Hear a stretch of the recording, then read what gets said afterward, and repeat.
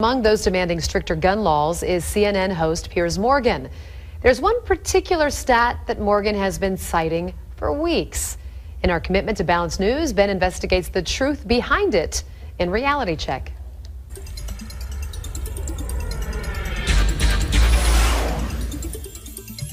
Last night on CNN's Piers Morgan Tonight, Morgan interviewed radio host Alex Jones.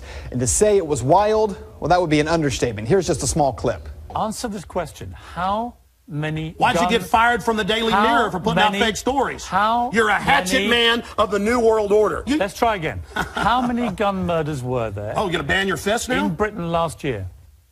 How many chimpanzees can dance on the head of a pin? I already went over those statistics. Do you know the answer? No, I don't. You said hundreds. It's very low. You said hundreds. Yes. It's actually 35. Well, the point is you can... Against 11,000. As I said, it was wild, and it got even more wild than that. But we wanted to take a look at some of that exchange because the stat that Piers Morgan was continuing to cite, one that Great Britain, which banned guns about 15 years ago, had only 35 gun-related murders in 2011 compared to the United States, which had 11,000. Let's start there because that number is not correct. According to FBI crime stats for 2011, there were 12,664 homicides in the U.S.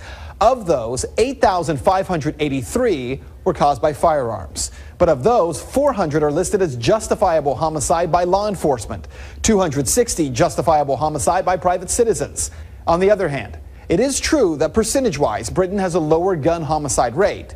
With a population of 62.6 million, Great Britain saw 59 gun-related homicides for 2011. Still not the 35 Piers Morgan keeps citing.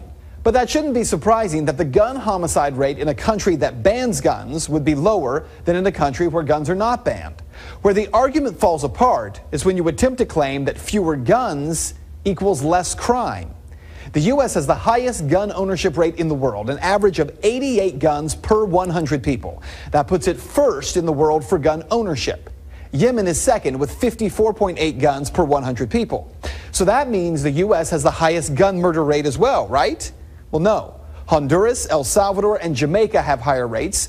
So do 24 other countries. The U.S., despite being number 1 in gun ownership, is number 28 in gun homicide with a rate of 2.97 per 100,000 people. Of course, Piers Morgan isn't calling for the U.S. to be more like El Salvador and Honduras. He's calling for us to be more like Great Britain. So what do the numbers look like there? The UK has the second highest overall crime rate in the EU. The UK has the 5th highest robbery rate, the 4th highest burglary rate. But more importantly, the EU named Britain as the most violent country in the EU. In the UK, there are 2,034 violent crimes per 100,000 people. That puts it way ahead of even South Africa, with a rate of 1,609 per 100,000. In the United States, we're not even in the top 10. The U.S. has a violent crime rate of 466 crimes per 100,000 residents.